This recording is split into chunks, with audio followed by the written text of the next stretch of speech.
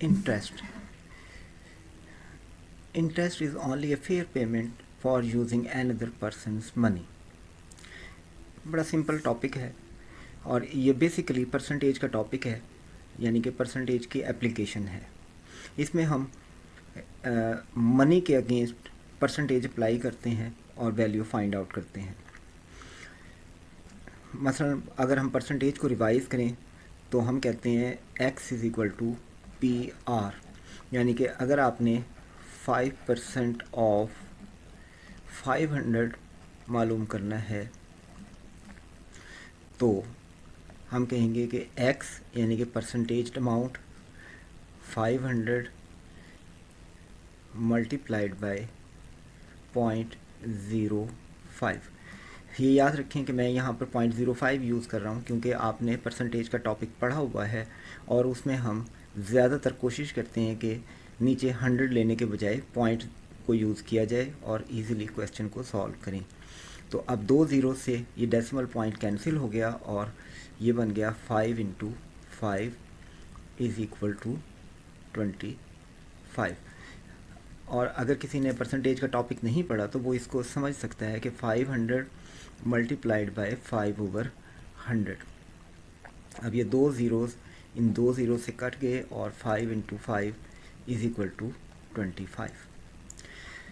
Interest इसके अलावा कुछ भी नहीं, क्योंकि हमने परसेंटेज ही मालूम करनी है। मतलब इंटरेस्ट के 2 टाइप्स होती हैं, पहला है सिंपल इंटरेस्ट, दूसरा है कंपाउंड इंटरेस्ट।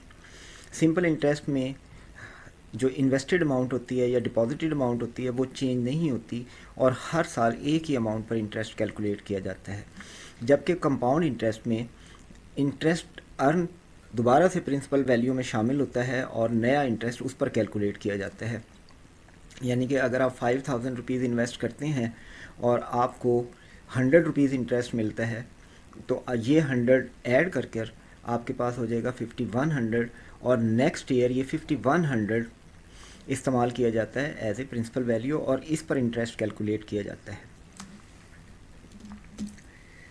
अब इसके लिए टर्मिनोलॉजी देखते हैं, क्योंकि इसमें ज़्यादातर टर्मिनोलॉजी का रोल है, अदरवाइज़ ये परसेंटेज का ही टॉपिक है। मसलन पहला है प्रिंसिपल। प्रिंसिपल वैल्यू क्या चीज़ होती है? ये वो मनी जो आप इन्वेस्ट करते हैं या डिपॉजिट करते हैं कहीं पर भी, जिसके अगेंस्ट आप इंटरेस्ट लेते हैं या इंटरेस्ट दिया जाता है। इंटरेस्ट अमाउंट क्या है? इंटरेस्ट वो एक्स्ट्रा मनी है जो आप एक तयशुदा परसेंटेज के मुताबिक रिसीव करते हैं। और टाइम नंबर ऑफ़ ईयर्स, यानी कि कितने साल के लिए वो अमाउंट दूसरे पर्सन के पास रही जिसके अगेंस्ट वो इंटरेस्ट पे करता है। और last one is the rate, जिसको हम आर से शो करेंगे। ये है इंटरेस्ट रेट इन परसेंटेज।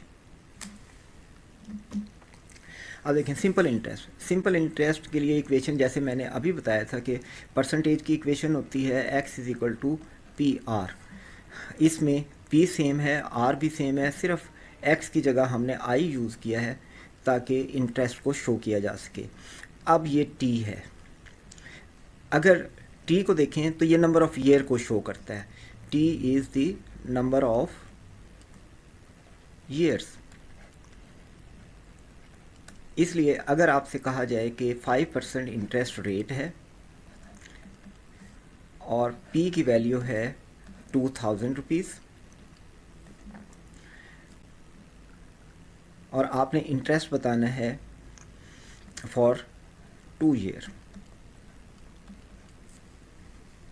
तो हम कहेंगे I is equal to P R T. p की वैल्यू है 2000, r की वैल्यू है 5%, 0.05 और 5/100 multiplied by 2 number of years. अब आप देखें 2 ज़ीरो से ये 2 ज़ीरो कैंसिल हो गए। 5 × 2 10, 10 और 20, यानी कि 200 रुपीज़। 200 रुपीज़ इंटरेस्ट होगा 2 ईयर में 5% रेट से। लेकिन सवाल ये पैदा होता है कि बाज़ औक़ात हमें सिचुएशन वो दी जाती है जिसमें टी जो है वो कंप्लीट नंबर ऑफ़ ईयर्स नहीं होते। मसलन अगर आपसे कहा जाए कि 6 मंथ का इंटरेस्ट बताएं या 35 डेज़ का इंटरेस्ट बताएं, 3 वीक का इंटरेस्ट मालूम करना, इन केसेस में टी की वैल्यू हम हमेशा नंबर ऑफ़ ईयर में रखते हैं, यानी कि टी को नंबर ऑफ़ ईयर में कन्वर्ट किया जाता है। फॉर एग्ज़ाम्पल ये आपको रिलेशन दिया गया है कि टी को आप कैसे मालूम कर सकते हैं कि इसके अंदर कितने साल हैं। मसलन अगर मैं आपसे कहूँ कि 6 मंथ्स में कितने साल हैं, तो इसके मुताबिक गिवन पीरियड 6 मंथ और year in the same unit of time. अब ये हमें 6 मंथ दिया गया है, हम नीचे भी मंथ में ईयर लिख देंगे, यानी कि 12 मंथ का ईयर होता है, तो 6 month is equal to half year. अगर कहा जाए कि 4 मंथ्स में टी की वैल्यू क्या होगी, तो हम गिवन पीरियड 4 लिखेंगे और number of months in a year से इसको डिवाइड करेंगे, तो टी की वैल्यू आ जाएगी 1/3। इसी तरीके से अगर 100 डेज़ का इंटरेस्ट मालूम करना हो, 100 डेज़, तो 100 डेज़ गिवन पीरियड हो गया और नीचे हमने ईयर लिखना है इन डेज़, तो हम 360 यूज़ करेंगे और इसका आंसर आ जाएगा 5/18, यानी कि 100 डेज़ में 5/18 ईयर होगा, क्योंकि 0 से 0 कैंसिल हो गया और ये 2 से कैंसिल मज़ीद होते हैं, तो 5/18, यानी कि 100 डेज़ के लिए टी की वैल्यू 5/18 होगी। ये याद रखें कि मैंने 365 यूज़ नहीं किया, क्योंकि फाइनेंशियल ईयर 360 डेज़ का होता है, और अगर आप इसे 365 डेज़ से कैलकुलेट करेंगे तब भी आंसर कोई ज़्यादा फ़र्क नहीं डालेगा, आपको राउंड करना पड़ जाएगा, क्योंकि 365 को कैलकुलेट करना मुश्किल है एज़ कम्पेयर टू 360 जिसके आखिर में 0 मौजूद है। अलबत्ता अगर आप चाहते हैं 365 से भी कैलकुलेट किया जा सकता है, थोड़ा सा फ़र्क होगा जो कि आपको अंदाज़ा हो जाएगा कि कौन सा ऑप्शन सही ऑप्शन होगा। इसी तरीके से अगर कहा जाए कि 5 वीक्स का इंटरेस्ट बताएं, तो हम कहेंगे 5/52, यानी कि जो टी की वैल्यू होगी वो 5/52 होगी, क्योंकि 52 वीक्स का 1 साल होता है, is equal to 1 year. Example देखते हैं कि हम इंटरेस्ट कैसे मालूम कर सकते हैं गिवन क्वांटिटीज़ का। इस केस में what is the simple interest on ₹6,000, यानी कि पी की वैल्यू 6,000 दी गई है।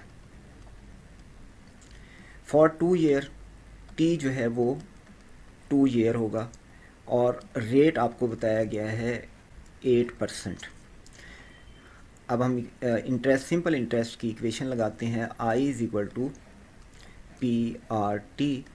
पी की वैल्यू है 6,000 और आर की वैल्यू है 8%, यानी कि 8/100, और टी इज़ 2 ईयर। तो ये 2 ज़ीरोज़ कैंसिल हो गए 2 ज़ीरो से, और ये 60 into 60 96 rupees, 960 rupees is the answer. इस एग्जांपल में हमने बताना है at a simple interest rate of 5%, यानी कि आर 5% है, अ ईयर द प्रिंसिपल, और पी की वैल्यू हमने बतानी है, दैट विल गिव। अब इंटरेस्ट आपको दिया गया है 12.5 और टी दिया गया है 6 मंथ्स, यानी कि 6/12 इज इक्वल टू 1/2। टी की वैल्यू होगी 1/2। अब सिंपल इंटरेस्ट की equation I is equal to PRT। अब पी की वैल्यू हमने खुद बतानी है, इंटरेस्ट आपको दिया गया है 12.5, आर की वैल्यू है 5%, 5/100, और टी की वैल्यू है 1/2। तो इसको सिंप्लीफाई करते हैं, P is equal to 12.5 multiplied by 100/5 multiplied by 2/1। ये आपके पास 5 से कैंसिल होकर 20 बन गया। 20, अब इसको जब हम 0 से मल्टीप्लाई करेंगे तो 125 हो जाएगा। 125 मल्टीप्लाइड बाय 2 इंटू 2, क्योंकि यहाँ से 20 बचा था, पहले मैंने 0 को मल्टीप्लाई किया, 125 हो गया, 2 बच गया, 2 इंटू 2 4 हो जाएगा, यानी कि 2 दफ़ा 2 लिखा हुआ है। ये बच जाएगा 125 का डबल करें 250, 250 का फिर डबल करें तो 500, यानी कि प्रिंसिपल वैल्यू 500 हो तो 5% रेट से 6 मंथ में 12.5 इंटरेस्ट मिलेगा। इस एग्जांपल में हमने बताना है the interest on 300 rupees at 6% for 3 years। Data निकालते हैं। P is equal to 300, R is equal to 6% and T is equal to 3। तो I is equal to PRT, P की वैल्यू 300, R की वैल्यू है 6/100 और T की value 3 is equal to 54। इस example में दिया गया है कि the scholarship board of a certain college लोन्ड a student 200, यानी कि P की वैल्यू 200 दी गई है at an annual rate of R is equal to 6% from September 30 till December 15। ये जो पीरियड है सितंबर 30 से दिसंबर 15 तक, ये पीरियड बनता है 2.5 months. T is equal to 2.5 months, तो इसलिए हम इसको 12 से मज़ीद डिवाइड कर देंगे ताकि ये नंबर ऑफ़ ईयर में कन्वर्ट हो जाए। तो अब हम इंटरेस्ट मालूम करते हैं। इंटरेस्ट आता है I is equal to PRT।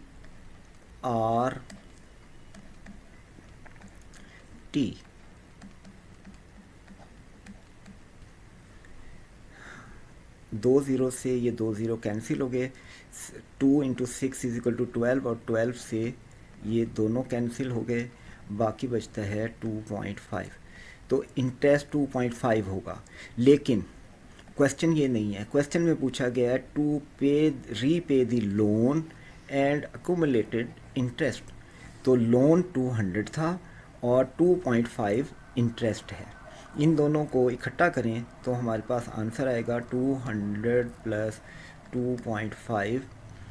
तो उस स्टूडेंट को 202.5 रुपीज़ या डॉलर, जो भी अमाउंट दी गई है, वो वापस करने होंगे।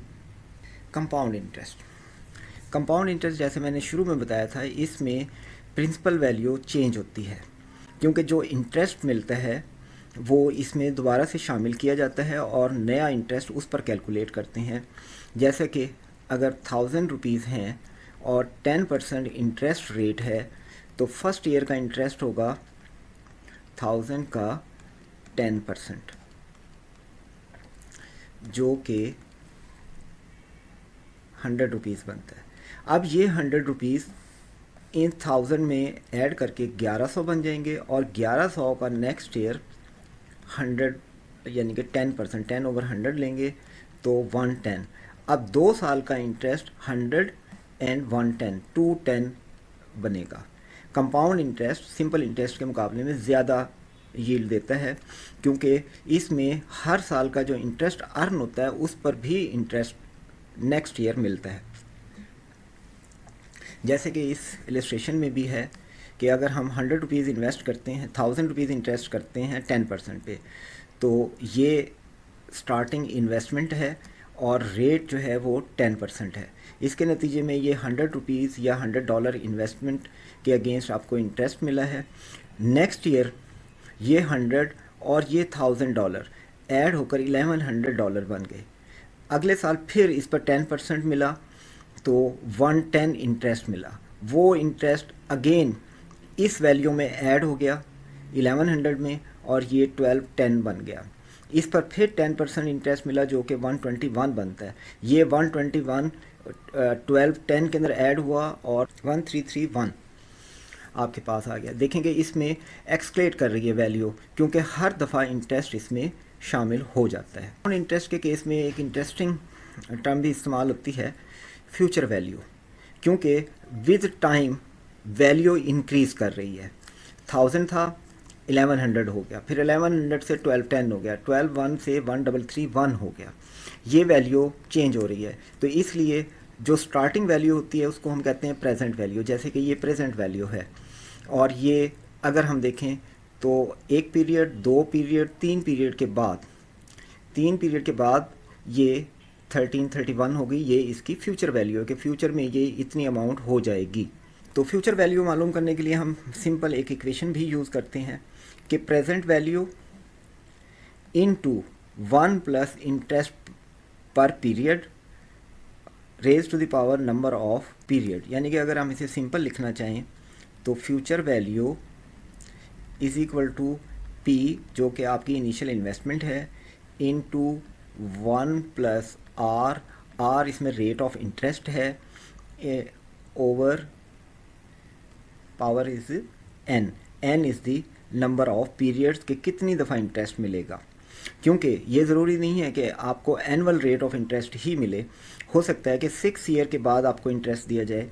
तो हम कंपाउंडिंग की पीरियड को भी डिटरमिन करते हैं कि साल में कितनी दफ़ा, साल में अगर एक दफ़ा इंटरेस्ट मिल रहा है तो पूरे साल के लिए एन की वैल्यू 1 होगी।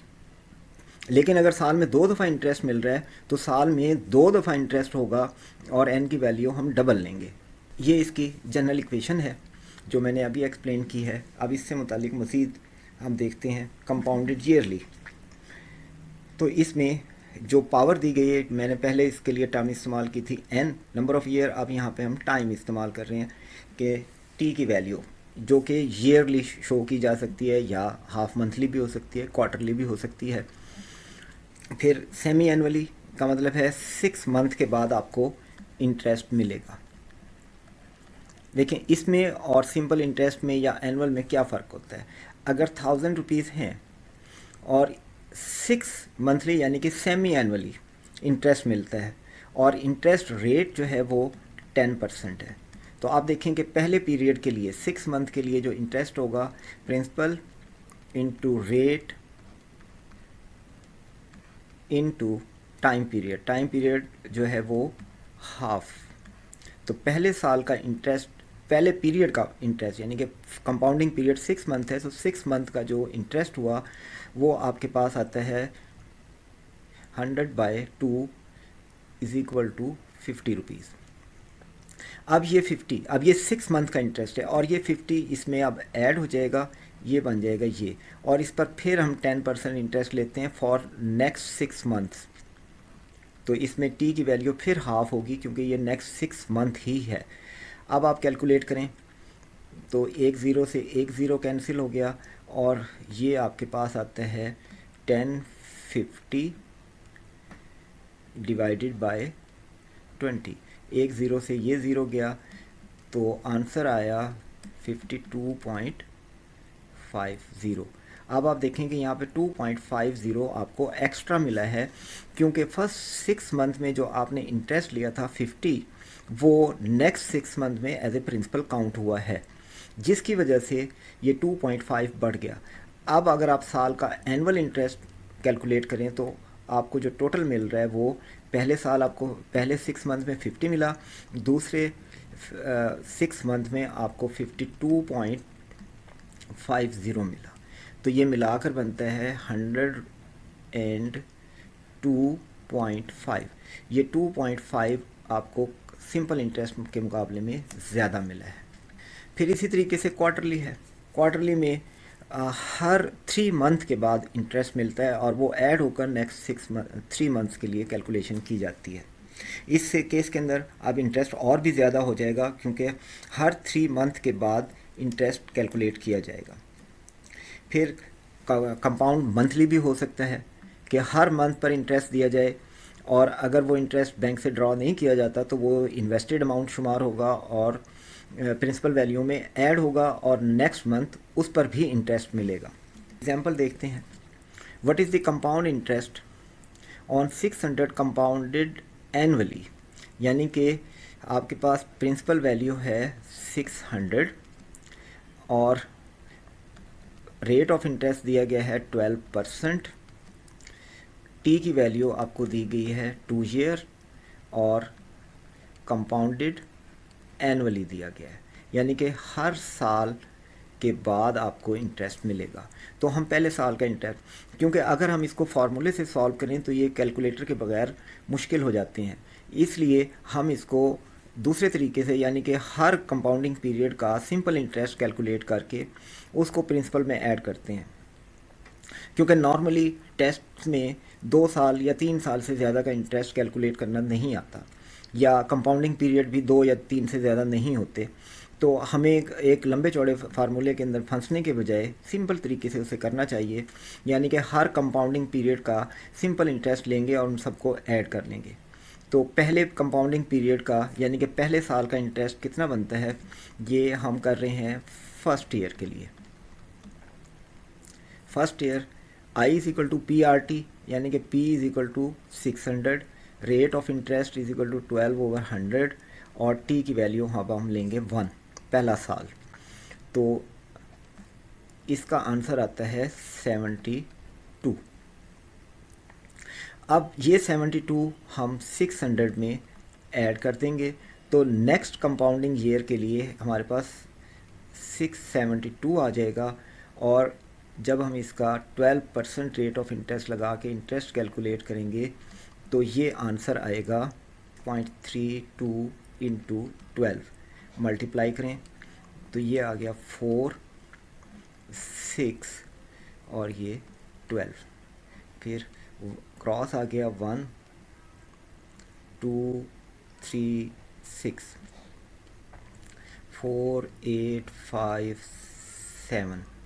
अब 2 के बाद इशारे लगेगा 75.84, यानी कि सेकेंड कंपाउंडिंग पीरियड में आपके पास इंटरेस्ट आ रहा है 75.84। अब टोटल इंटरेस्ट के लिए हम इन दोनों को अमाउंट्स को ऐड कर लेते हैं, तो ये आ गया 0.84 और 527 और 147.84, ये 2 साल का कंपाउंड इंटरेस्ट होगा।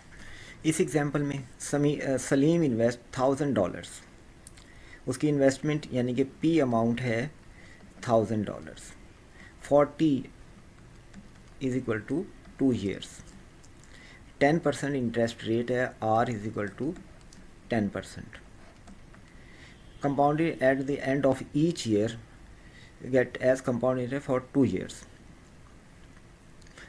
तो टाइम जो हमें दिया गया है वो 2 ईयर है, ऑलरेडी दिया हुआ है, और हमने इंटरेस्ट बताना है। तो आप फर्स्ट ईयर के लिए कैलकुलेट करें तो आ जाएगा 1000 into 10/100, 10% interest for first year is equal to 100 rupees. अब ये सेकेंड ईयर की कैलकुलेशन के लिए, सेकेंड ईयर में ये 100 भी इसमें ऐड हो जाएगा और ये टोटल अमाउंट होगी 1100। अब 1100 का 10%, 10/100 इंटू 1 इज इक्वल टू 110। तो 2 साल के इंटरेस्ट के लिए फर्स्ट ईयर और सेकेंड ईयर को हम ऐड करते हैं और ये आ जाएगा 210। इंटरेस्टिंग एग्जाम्पल है, find the rate at simple interest at which a sum becomes 4 times of itself in 20 years. हमें दिया गया है कि सिंपल इंटरेस्ट का केस है, सम कोई भी सम है वो 4 टाइम हो जाता है 20 ईयर में, हमने रेट ऑफ इंटरेस्ट बताना है। यानी कि जो अब इंटरेस्ट है वो, अगर हम कहें कि इन्वेस्टेड अमाउंट पी है तो इंटरेस्ट कितना होगा 4 टाइम ऑफ पी, यानी कि 4p। तो अब सिंपल इंटरेस्ट की इक्वेशन है I is equal to P R T. I की जगह 4p आ गया क्योंकि 4 टाइम हो गया इन्वेस्टमेंट का, और p इन्वेस्टमेंट है, रेट हमने खुद बताना है R/100 क्योंकि परसेंटेज में है, और t 20 होगी, 20 ईयर्स। यहाँ से p से p कैंसिल हो गया और ये बन गया 400/20 इज इक्वल टू आर। तो आर की वैल्यू आ जाती है 20%। 20% रेट ऑफ इंटरेस्ट पर अमाउंट 4 टाइम हो जाएगी।